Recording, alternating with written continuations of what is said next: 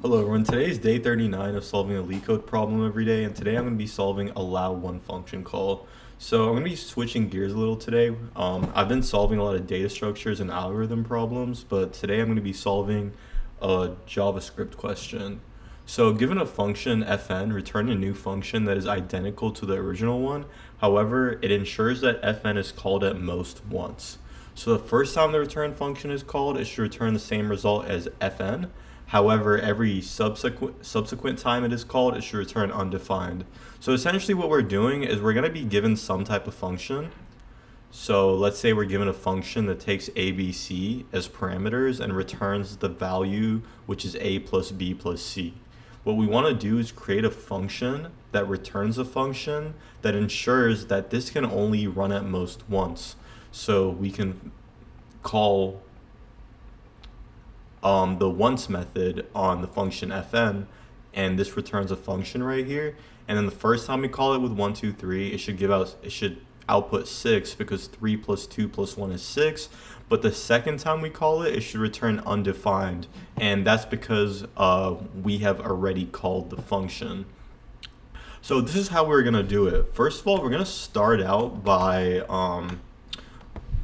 initializing a variable. We're gonna say let is called is equal to false. And essentially what this variable is going to do for us is going to track the state of the function. So it's going to track whether this function has been called yet or not. And the reason why that this function is able to remember this variable right here is even though it's not going to be called within this function in here, basically the reason why it's going to be able to access this variable without being in the same block scope is because of something called closures in JavaScript. So when this function is returned, it's still going to have a reference to this variable here. So we're still going to be able to access it. So what we can do is say if is called is false. So we can just put an exclamation mark there. If it's false, then in that case, we do want to call the function. So we can say fn, and we can pass it its arguments. And I also want to do this here real quick. So let me print out arguments just so you guys can see what it looks like. So if I run this over here, sorry, that's Python code, but if I say console.log, so if I print it out, we can see that the arguments variable right here is an array. And the reason why is because we're using the rest parameter, I believe, here. So what it essentially does is we're able to pass in an infinite amount of arguments, and it just gets pretty much converted into an array. And then what we're doing here is we're actually spreading args.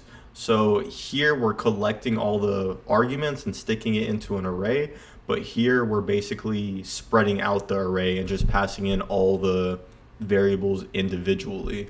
So I'm going to remove the console.log statement here. And then what we want to also do is return this value. So this over here is going to return a function that takes some type of arguments. And then once we call this function, we don't want to return another function. We just want to return whatever the output of this function is. So in here, we call the function with its arguments and we return the output of it. But we also have to say is called is now true. So we update the state of the function here, and now we know that it's been called. And so if it's been called, we just want to return undefined. So let's try running this.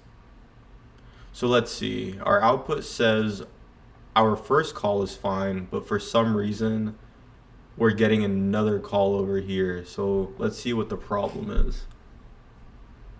So here we're initializing is called. We're saying that it's false.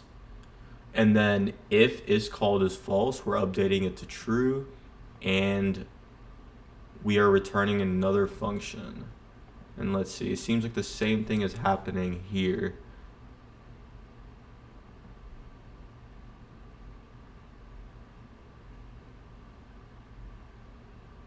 Okay, so the reason why is because I put three L's instead of two L's in the called. So if I run this again, this should work fine. So the reason why it wasn't working is just because I misspelled called. So over here it's two L's, which is how it's supposed to be spelled, and then over here I had three L's. But yeah, once we change that, correct that, now if I submit this, the code got accepted. So So yeah, I know this was a little bit confusing. This is a little different from, the classic data structures and algorithm questions I've been doing. But I mean, as for time complexity, it's really just going to depend on what the function you're passing in is.